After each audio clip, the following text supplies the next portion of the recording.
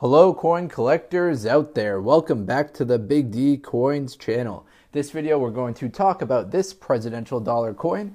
This is Grover Cleveland, who was the 22nd president of the United States. He was president from 1885 until 1889, so he served just one term. Now this is going to be one of those videos where I talk more about the president himself and less about the coin, but let's start with some basics on these coins. These were part of the presidential dollar series. Unfortunately, they're not going to be worth more than face value unless you've got one that's in excellent uncirculated condition, or if you've got one of the famous error coins. The error coins were mostly concentrated in the first three presidential dollar coins that were released, and they had to do with missing edge inscriptions. So these coins were the first in a long time where the United States put edge inscriptions, letters on the edge of the coin. However, they did mess up some of those. Those were mostly concentrated on the first three.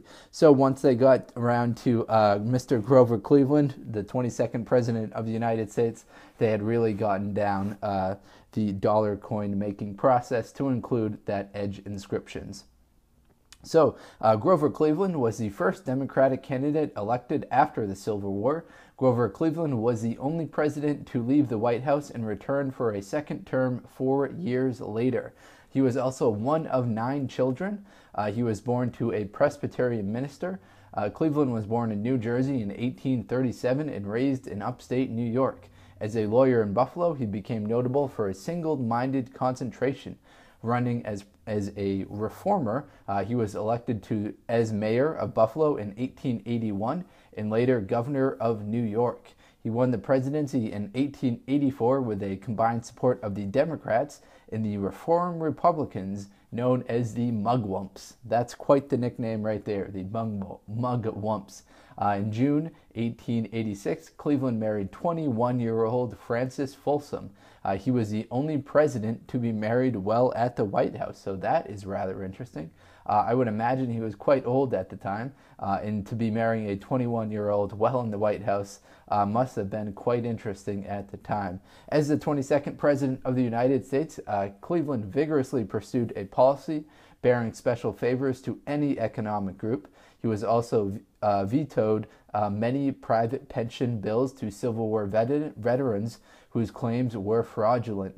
He angered the railroads by ordering an investigation of Western lands that they had received by government grant, forcing them to return 81 million acres. So that is quite the accomplishment there. The railroad industry had to return 81 million acres to the United States government, which they had gotten fraudulently. Cleveland also signed the Interstate Commerce Act, which was the first law attempting to federally regulate the railroads.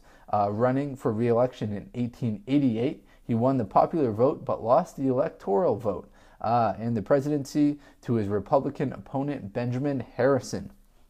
So Grover Cleveland has something in common with Hillary Clinton in that he won the popular vote but lost the Electoral College and also lost to his Republican opponent. So hopefully you enjoyed this video. It was a rather quick one, rather short kind of informational video about Grover Cleveland. I'll have some more coin-centric videos coming up shortly on this channel, but figured I'd mix this one in as a fun kind of option for those who need a little bit of break from the intense coin videos. So hopefully you enjoyed it and learned a little bit about this guy right here, Grover Cleveland. Enjoy, everyone. Take care.